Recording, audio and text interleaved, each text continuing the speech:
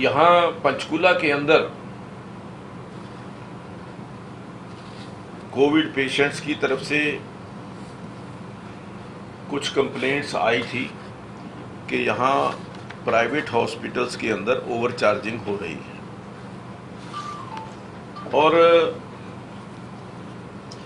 उसको ध्यान में रखते हुए मैंने प्रशासन से इस बात का आग्रह किया कि एक कमेटी फॉर्म की जाए जो प्राइवेट हॉस्पिटल्स के जो बिलिंग है उसकी जांच कर सके, देखरेख कर सके और पेशेंट्स को ओवर चार्जिंग ना हो।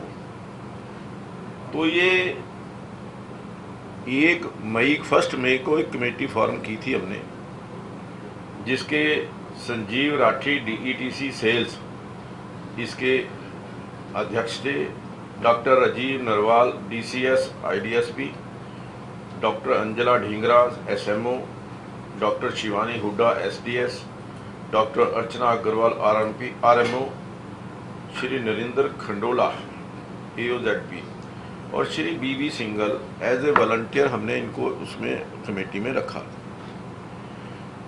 मेरे पास 3 लोगों की शिकायत आई थी कि हमारे यहाँ पर जो पारस हॉस्पिटल के अंदर जो ओवर चार्जिंग हो रही है, बहुत ज़्यादा बिल बनाया जा रहा है और सबसे बड़ी बात ये कि जो पेशेंट्स हैं उनका केयर ठीक नहीं हो रहा। हमने वो तीनों बिल जो इस कमेटी को दिए थे और कमेटी ने वो तीनों बिल ऑडिट किए। मैं खुद पारस हॉस्पिटल के अंदर भी गया था और वहाँ जाकर के जो वहाँ की मैनेजमेंट है उनसे बात की, लेकिन वो मैनेजमेंट सेटिस्फैक्ट्री को जवाब नहीं दे पा रही। मेरे पास एक बिल आया था 7 लाख,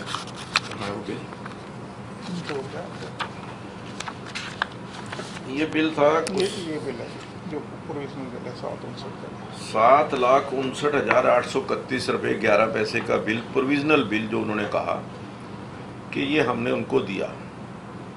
जब इसके अंदर हमने आइटम टू आइटम चेक करना चाहा तो इसके अंदर जो रेट्स उन्होंने चार्ज किए हैं मार्केट रेट से जो 3 गुना है, जो सर्जिकल आइटम्स हैं या जो मेडिसिन्स हैं वो चार्ज की हुई और जो दवाइयाँ भी दी गई हैं वो बहुत ज़्यादा कॉस्टली। मैं समझता हूँ कि इन्होंने एक जो नेक्सस बनाया हुआ है, अपनी ब्रांडेड दवाइयाँ जो भी हैं वो लिखते हैं, वो मेडिसिन कहीं बाहर मिलती नहीं है। उन मेडिसिन की कॉस्ट जो है बाज़ार से 3 गुना है। सेम साल्ट की मेडिसिन बाज़ार में उनसे 1/3 रेट के ऊपर मिल जाती है, क्योंकि वो लिखते हैं कि इसी ब्रांडेड की हमें वो दवाई चाहिए और वो मिलती उनकी जो फार्मेसी है वहीं से मिलती है। तो वो फार्मेसी से दवाई पेशेंट को लेनी पड़ती है और 3 गुना रेट वो वहाँ पर दे करके आते हैं। ये सारी चीज़ें वहाँ जाने के बाद हमने ऑब्ज़र्व की कि किस प्रकार से जो पेशेंट्स हैं, जो कोरोनाग्रस्त हैं, जो मैं समझता हूँ कि पीड़ित हैं, उनको किस प्रकार से जो प्राइवेट हॉस्पिटल्स हैं वो और ज़्यादा तकलीफ़ देने का काम कर रहे हैं। जो मैंने बताया कि मेरे पास ये शिकायत आई थी, एक पेशेंट हैं जोग ध्यान, इनका बेटा मेरे पास आया था कि मेरे पास बिल आया है 7,59,831 रुपये का और मैं बिल दे नहीं पा रहा। मेरे पास 3 लाख रुपए थे, 2,95,000 वो मैंने जमा करा दिए।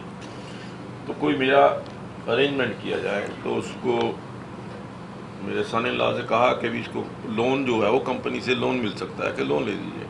वो इंतज़ार वगैरह करते थे। फिर मैंने कहा कि नहीं, ये जा कर के हमें एक बार हॉस्पिटल में देखना चाहिए। तो वहाँ गए तो उन्होंने जो वहाँ की मैनेजमेंट थी उन्होंने कहा कि ये जी हमने प्रोविज़नल बिल दिया है। मैंने कहा भी प्रोविज़नल, इसके ऊपर प्रोविज़नल बिल आपने लिखा है प्रोविजनल बिल और ओरिजिनल बिल के अंदर कितना फ़र्क हो सकता है? कोई 5% होगा, 2% होगा, 10% होगा। नहीं, उन्होंने कहा ठीक।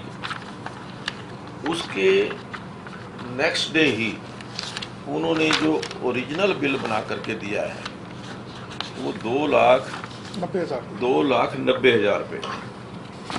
जो 7,59,000 का बिल था वो 2,90,000 का हो गया। ये बिल की जो उन्होंने रिवायत दिया वो भी मेरे पास है, जो पहला बिल है वो भी इस प्रकार। तो इस प्रकार से जो प्राइवेट हॉस्पिटल्स जो कोविड पेशेंट्स का शोषण कर रहे हैं, मैं तो चाहूँगा कि उनके खिलाफ सख्त से सख्त कार्रवाई होनी चाहिए। उनका लाइसेंस कैंसिल होना चाहिए, उनके अगेंस्ट FIR होनी चाहिए, उनको जो भी मैक्सिमम पेनल्टी जो है उनके ऊपर लगनी चाहिए। एक जो हमने ये जो कमेटी बनाई थी, कमेटी की रिपोर्ट जो है वो कल सबमिट हुई है, वो मैं आपको बताना चाहता हूँ। इस कमेटी की रिपोर्ट जो है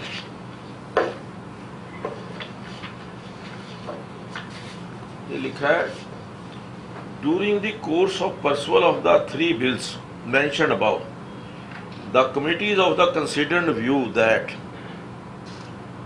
the rates of test not covered exempted under Haryana government guidelines dated itne is broadly the experimental therapies, that is remdesivir extra, and the rates of the cost of COVID-19 as well as IL insurance वाला case ये जो insurance वाले cases हैं, having family health insurance cover to be covered as per term condition of the individual policy extra have been apparently charged excessively by the hospital. in all the 3 cases? हाँ जी, ये तीनों को बारी बारी बता रहे हैं। पहले केस के अंदर हाँ जी, कि ये इन्होंने एक्सेस चार्ज किए हैं।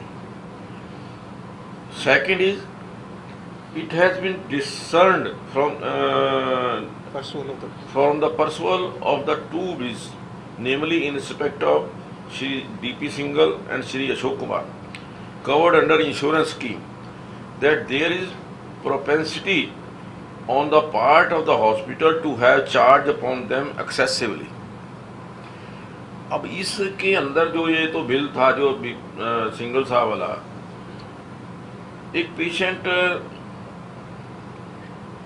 हॉस्पिटल के अंदर एडमिटेड है, उसके ये जो अपना मॉनिटर लगे हुए हैं, वेंटिलेटर के ऊपर है, उसके नाम 2 ऑक्सीमीटर के पैसे चार्ज किए।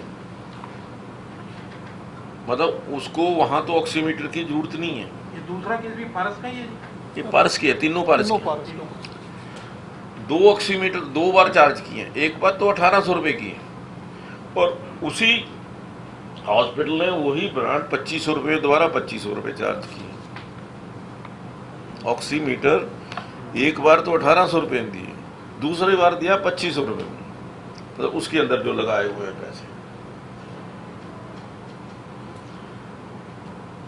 The third is the committee fails to understand as to why the person not covered under the insurance scheme, that is in case of provisional bill IP number itne dated 13/5/21, patient name Shri Jogdhyan, he has been charged upon separately for trusts such as physiotherapy, dialysis, cardiology and miscellaneous services extra in the instance upon the patient, and thereafter rectifying the same subsequently and charging as per the Haryana government guidelines after cross verification of the case by the committee on 16/5/2001।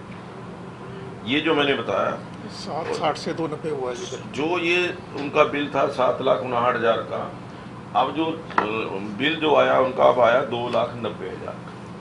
लेकिन सबसे बड़ी बात ये है कि मेरे पास उसके जो अटेंडेंट हैं उनका अब फोन आ रहा है कि उन्हें परेशान किया जा रहा है।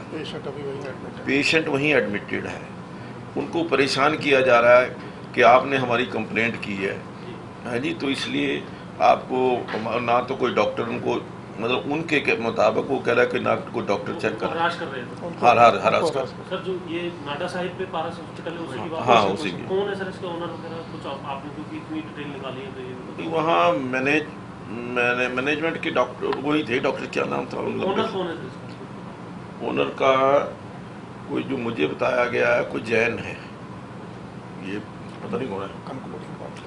हाँ, lastly it is recommended the committees of the considered view that for the above three conclusion drawn, the hospital should be warned, cautioned, and seeking an explanation to their conduct by the health authorities. ये committee ने conclusion निकाला है कि hospital के against कार्रवाई होनी चाहिए। Sir एक बात बताएं, जैसे आपने पहले 7 लाख के बिल के बारे में बताया और बाद में उसको लगभग 3 लाख रुपए कर दिए। दो अगर लाख। आप दखल ना देते तो ये 7 लाख ही वसूले जाते, क्या लगता है आपका अनुमान क्या है? बिल्कुल वसूले जाते। आगे आगे मैं दूसरे जो बिल बता रहा हूँ, ये जो दूसरी जो सबसे बड़ी मेरी चिंता का विषय है, ये जो बिल्स हैं प्राइवेट हॉस्पिटल्स के, गवर्नमेंट एम्प्लॉइज और जो इंश्योरेंस जिनकी हुई है उनकी बिलिंग बहुत ज़्यादा एक्सेस हो रही है, क्योंकि गवर्नमेंट से पैसा लेना है, स्कीम में exempted है। ये उसमें एग्जम्प्टेड है स्कीम के अंदर, तो इसलिए पैसे गवर्नमेंट से मिलने हैं। अभी मेरे पास कल ही एक बिल आया है 11.5 लाख रुपए का, 11.5 लाख रुपए का, बट ही इज़ क्योंकि गवर्नमेंट एम्प्लॉई है तो उसको तो फर्क नहीं पड़ता कि सर, लेकिन अल्टीमेटली तो बोझ इसका सरकार के ऊपर पड़ रहा है। यानी वो सरकार से भी चार्ज सर- करेंगे और लोगों से भी ले रहे हैं। नहीं, अच्छा, ये जो पैसे हैं जो उनका बिल है वो सरकार से चार्ज करेंगे। अल्टीमेटली तो सरकार को चूना लगाया जा रहा है इसके उसमें, जो गवर्नमेंट एम्प्लॉई है या जिसने इंश्योरेंस किया है वो इंश्योरेंस कंपनी को जा रहा है, 11 लाख का बिल किस हॉस्पिटल का है? इसी हॉस्पिटल का। सर ये जो कमेटी है एक बार ये बता दीजिए इसमें कौन कौन मेंबर हैं और किस तरीके की शक्ति है इसको लेकर के? मैंने बताया शुरू ना, में बताया था।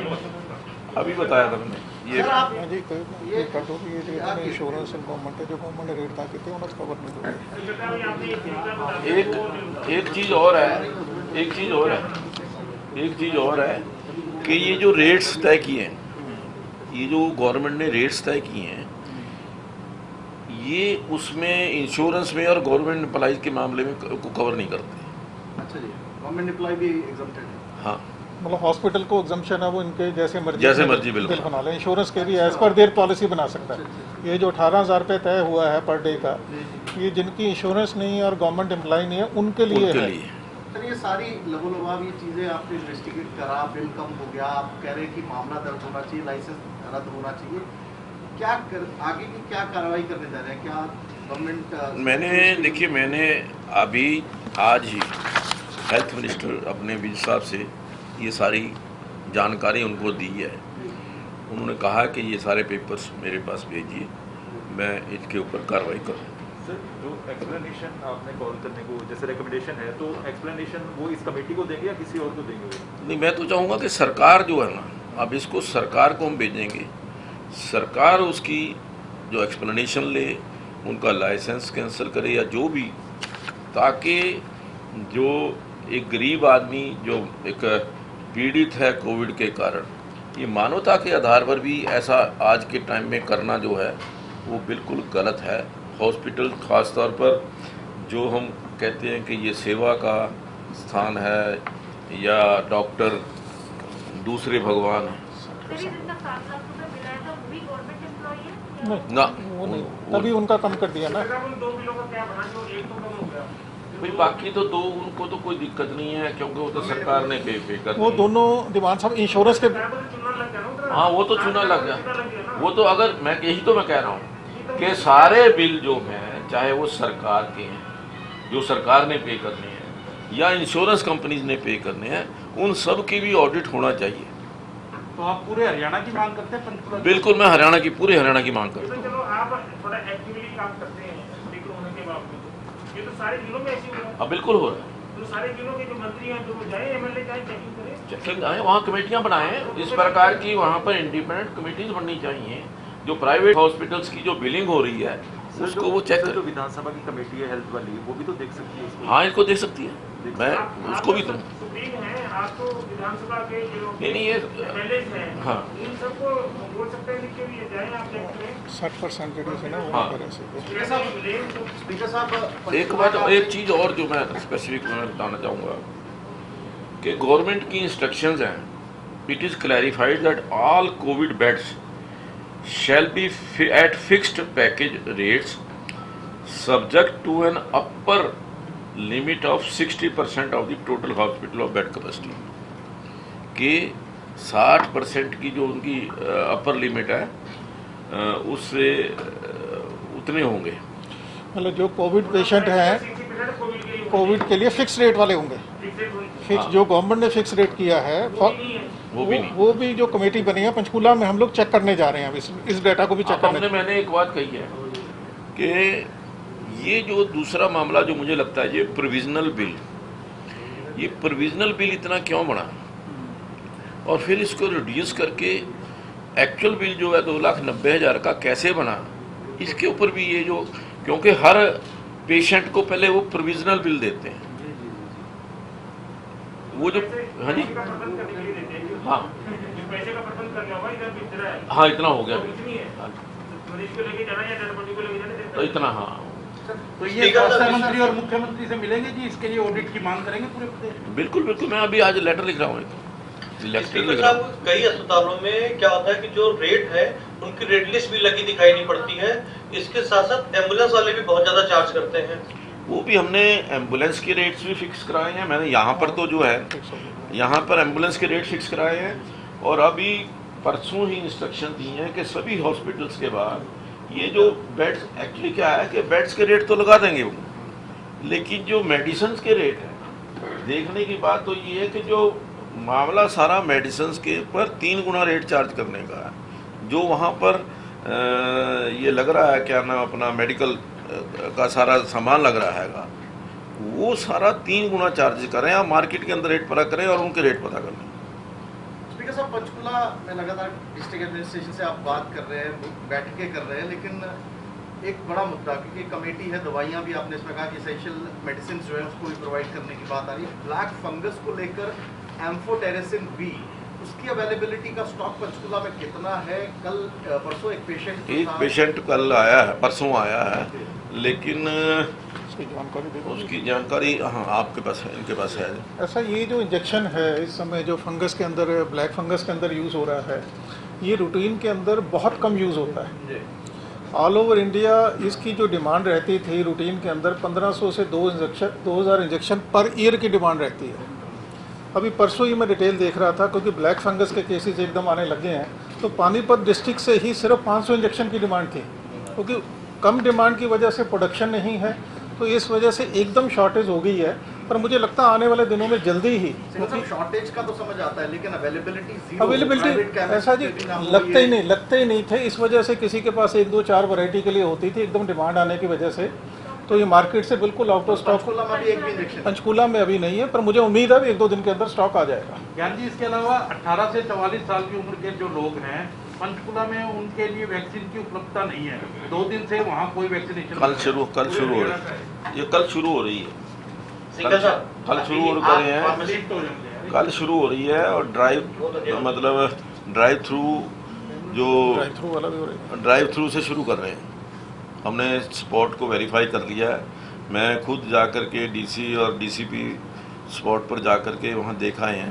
कल मोस्ट प्रोबेबली कल को शुरू हो जाएगा। कितने सेंटर बनाए गए हैं जी? हाँ जी,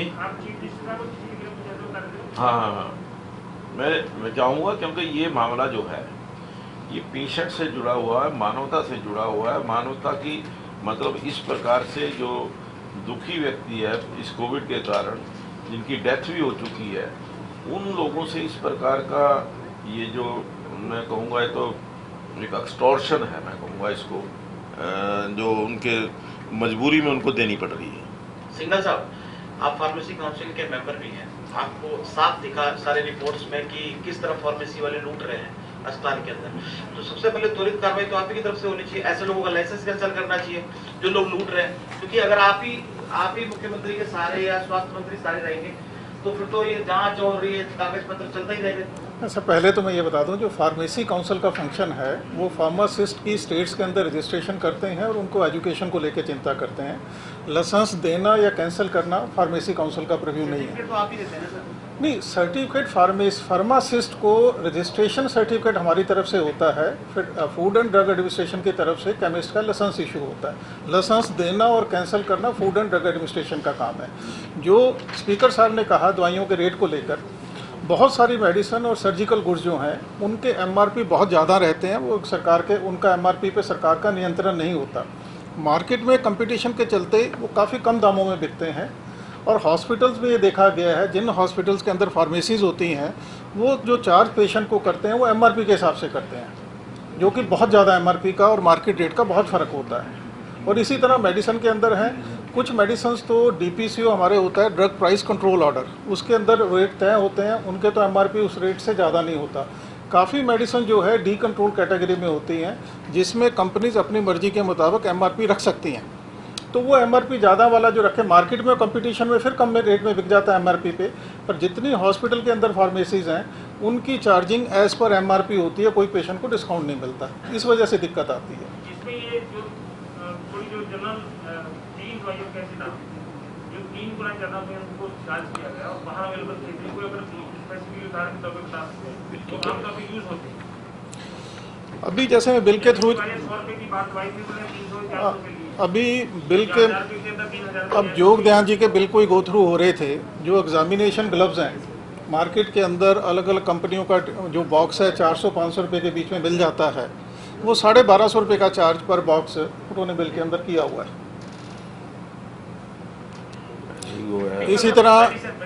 इसी तरह ये मेडिकल गुड्स की, ऐसे अपना इसी तरह सर्जिकल ग्लव्स हैं जो मार्केट में 30 या 40 रुपये का पेयर बिक जाता है, तो उनके 90 रुपये की चार्जेज हैं।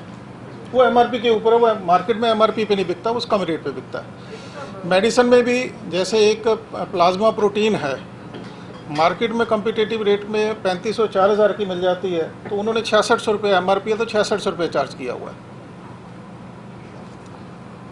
देखो सर, जैसे आपने कहा कि आप सरकार को कार्रवाई होनी चाहिए, क्योंकि ऐसी सिचुएशन में जब इस तरह की सिचुएशन होती है तो एपिडेमिक एक्ट जो है वो हो जाता है, तो क्या संभावना क्लासिक है कि एपिडेमिक एक्ट के तहत भी कार्रवाई हो सकती है सर? क्या नहीं, इस समय तो 2 ही एक्ट हैं, चाहे वो एपिडेमिक एक्ट है या डिजास्टर मैनेजमेंट एक्ट है, जो दोनों लागू हैं, उनके तहत ही मैं समझता हूँ कि कार्रवाई होनी चाहिए। डीसी खुद ही करते हैं, हाँ, कर सकते हैं कर स्पीकर सर। जैसे कि आपके पास 3 शिकायतें आई जिसका आपने जिक्र भी किया, कई इस तरह की भी शिकायतें जो आप तक नहीं पहुंच पाती और वो आप तक नहीं भी पहुंच पाते, तो कोई इस तरह की व्यवस्था नहीं होनी चाहिए, कोई पोर्टल जिसपे आम नागरिक, आम आदमी अगर ऐसे दिक्कत में है तो वो उसमें अपना, हमने वहाँ लिखवाया नंबर। मैं बोल दूँ, हाँ हाँ, आज सीएमओ ऑफिस की तरफ से एक पोस्टर जारी किया गया है जिसमें जो सरकार द्वारा तय है रेट हैं वो मेंशन किए गए हैं, नीचे हेल्पलाइन नंबर लिखे गए हैं। अभी अगर किसी भी मरीज़ को दिक्कत आती है, 4-5 मोबाइल नंबर हैं, उनके ऊपर वो संपर्क करके अपनी कंप्लेंट दे सकता है। बाकी स्पीकर साहब को असेसिबल है, मेल करेगा, जैसे भी करेगा तो आगे कार्रवाई उसके ऊपर। वो पंचकूला की बता रहा हूँ, पंचकूला स्टेट की बात कर रहा हूँ, पूरी स्टेट में देखिए मैं थोड़ा सा मैं आपको क्योंकि मतलब आपने कहा कि पोस्टर लगा, इस पे हेल्पलाइन होंगी, रेट्स होंगी, हाँ, तो क्या हर हॉस्पिटल के बाहर? हाँ, हर हॉस्पिटल, जो प्राइवेट हॉस्पिटल है ना, उनके बाहर लगाया गया है। मैंने कहा है, परसों ही कहा था कि हर प्राइवेट हॉस्पिटल के बाहर जो रेट्स प्लस नीचे जो ये नंबर है कमेटी के जो मेंबर्स हैं, इनका नंबर जो है वो वहाँ पे लगाना है। कई बार ऐसा देखा नंबर उठते भी नहीं और नंबर में कोई शिकायत का विवरण या रिकॉर्ड नहीं होता, कोई पोर्टल या कोई इस तरह का व्यवस्था सरकार को ऐसा है कि देखिए सभी नंबर अवेलेबल है, मेल अवेलेबल है, मेरी मेल है, डीसी साहब की मेल है, सबकी मेल है, उनके ऊपर डाले जा सकते हैं। ये मेरे पास जो आए हैं मेल से ही आए हैं, जो भी आए हैं। अभी ये एक और आया है, देखिए 11,31,000, ये 11,31,000 का बिल है। हाँ सरकार, ये इंश्योरेंस वाला है जी, इंश्योरेंस वाला है, इंश्योरेंस है। इंश्योरेंस और ये जो गवर्नमेंट का जो पैसा है वो, ये तो इशू ये है कि पंचकूला को उदाहरण बनाते हुए हाँ आप ये चाहेंगे कि पूरे प्रदेश के प्राइवेट हॉस्पिटल की ये ऑडिट हो, हाँ पूरे प्रदेश में अगर कुछ भी है और तहकीक किया है तो उसकी कोई वहाँ का जो एमएलए है उसके पास शिकायत की जाए या डीसी के पास शिकायत की जाए, ऐसा कोई व्यवस्था बनाई जाए? मैं भाई हेल्थ मिनिस्टर के पास करें, सीएम के पास करें, किसी के पास करें। ये तो ये दिमाग जी अभी मुझे एकदम ध्यान नहीं आ रहा। मैं कल पढ़ रहा था हरियाणा के अपने किसी साउदर्न डिस्ट्रिक्ट के अंदर एक डिप्टी कमिश्नर ने 2 हॉस्पिटल को ऐसे डीनोटिफाई भी कर दिया कोविड से, वो बिलों को लेते हुए। मतलब वो मुझे एग्जैक्टली उसका नहीं ध्यान आ रहा। और रेवाड़ी में किया होगा। देखिए साहब, आपने इसके साथ ये जिक्र किया था कि जिन लोगों ने शिकायत की है उन पेशेंट्स को या उनके तीमारदार जो है उनको परेशान किया जा रहा है, क्या इस पे अलग से कोई कार्रवाई? नहीं, अभी उनकी तरफ से अभी फ़ोन पे ही मुझे बताया, कोई रिटर्न आएगा तो फिर बात करेंगे। उनको लिख करके उनकी तरफ से कंप्लेंट आएगी, क्योंकि फ़ोन से मेरी बात हुई है। उन्होंने कहा कि जब से ये पड़ा, वो कह रहे जी आपने हमारी कंप्लेंट की है, ना कोई डॉक्टर चेक करने आया, ना कोई वहाँ पर उनका ध्यान दे रहा है, और वो 5-6 दिन से अनकॉन्शियस है। इसकी भी जरूरी हो जाती है। ये बहुत सारे लोग जो हैं इसीलिए शिकायत नहीं करते कि कहीं फिर हॉस्पिटल्स वाले उनको हरास हो। नहीं, ये हमने जो बिल मंगाए हैं ना, जो हॉस्पिटल से डिस्चार्ज हो चुके हैं, ये उनके इसलिए मंगाए हैं। वो तो अब तो दे देंगे, जो वहाँ पे है वो देते नहीं है, वो बोलते ही नहीं है कि हमारा पेशेंट ना कहीं खराब कर दे।